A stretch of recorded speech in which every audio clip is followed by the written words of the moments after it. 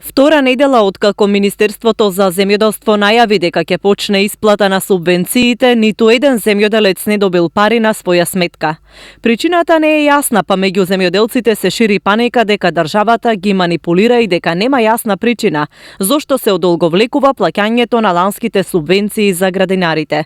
Председателот на регионалниот сојуз на земјоделски синдикати Ристо Велков вели дека целата ситуација е безнадежна бидејќи со месеци ги убедуваа дека нема начин да им се дадат парите, поради тоа што не постои влада, па откако антикорупцијска комисија потврди дека нема никаква пречка, повторно минува значаен период додека им се дадат парите. Меѓутоа, не знам која е причината зошто и во толку временски период се манипулира со нас земјоделските производители, иако Законот за земјоделие налага дека субвенциите земјоделските производители треба да ги добијат до 31 декември текумната година со источок на оние земјоделски производители кои што аплицираат на база на килограм или на литро продадено млеко.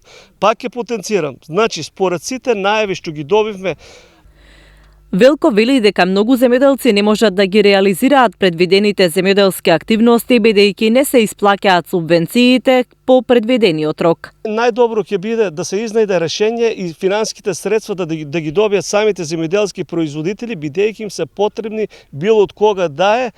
Поготово на сите оние земјоделски производители кои се наоѓаат на старт на своето производство, бидејќи колку толку ќе им се помогне со тие средства во стартот на производството.